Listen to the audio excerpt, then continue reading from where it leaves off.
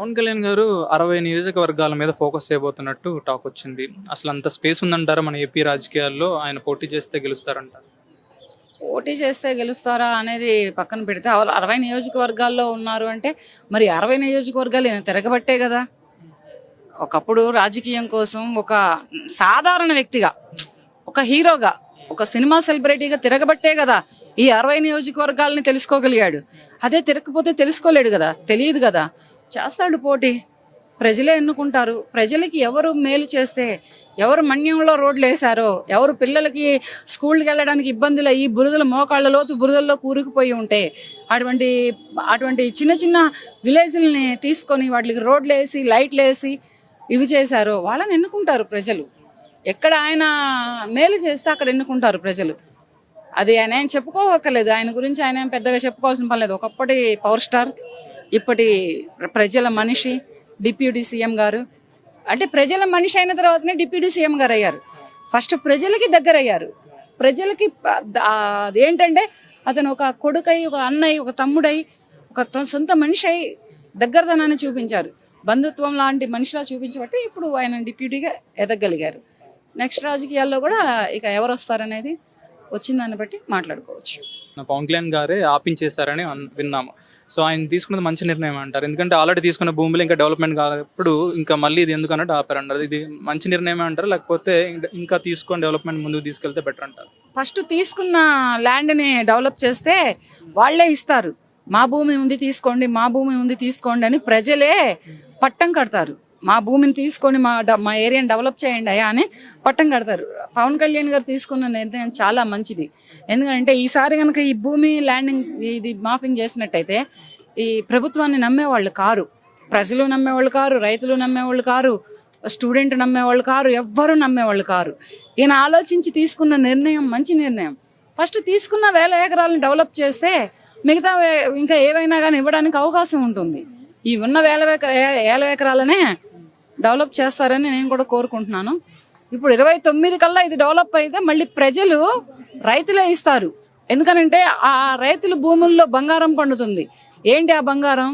స్వర్ణ భూమిని చేస్తున్నారు, బంగారు భూమిని చేస్తుంది ఈ మన కూటమి ప్రభుత్వం.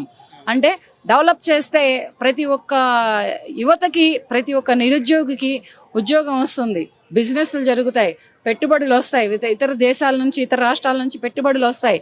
ఇవన్నీ చూసుకుంటే మరి అక్కడది బంగారు భూమే కదా. ఆ భూములను ఇవ్వడానికి కూడా వెనకాడని రైతులు ఉన్నారు. ప్రస్తుతానికి తీసుకున్న భూముల్ని డెవలప్ చేస్తే నెక్స్ట్ టైం చూడొచ్చు. పవన్ కళ్యాణ్ గారు తీసుకున్న నిర్ణయం మాత్రం ఈ భూముల విషయంలో కరెక్ట్. పవన్ కళ్యాణ్ గారు 60 నియోజకవర్గాల మీద ఫోకస్ చేయబోతున్నారు అంటున్నారు. అసలు అంత స్పేస్ ఉందంటారు ఏపీ రాజకీయాల్లో? కంపల్సరీ ఉందన్న. పోయినసారే ఆయనకి న్యాయంగా ఒక 45లో పోటీ చేసిన ఒక 40 వరకు గెలిచాడనుకున్న అంచనా ఉంది మాకు.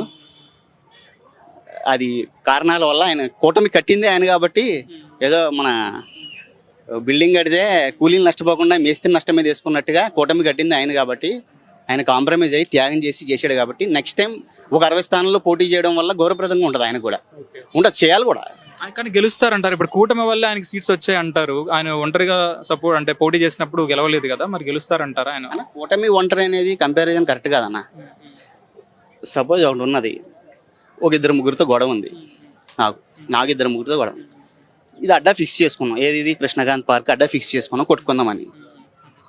ఆ పక్కన ఒక వర్గం, ఈ పక్కన నేను సింగిల్గా వస్తాను, 30 మంది వస్తాము, 40 మంది వస్తాము, నా ఇష్టం, ఆ పక్క వ్యక్తి ఇష్టం. నువ్వెవరు చెప్పడానికి? ఇప్పుడు వైసీపీ వాళ్ళు అడిగేదానికి ఆన్సర్ ఇదే. ఇది పొలిటికల్ భయ్యా. ఎవరు ఎలాగన్నా వస్తారు, 3 వస్తారు, 4 వస్తారు, వాళ్ళ ఇష్టం.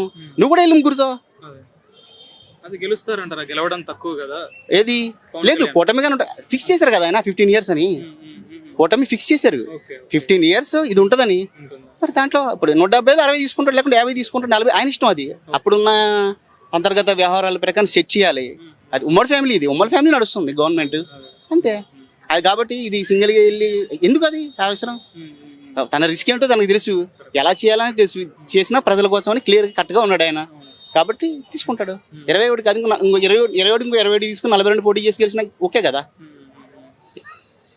అది నెక్స్ట్ ఏంటంటే డిప్యూటీ సీఎం అంటే చిన్న పదవి కాదు.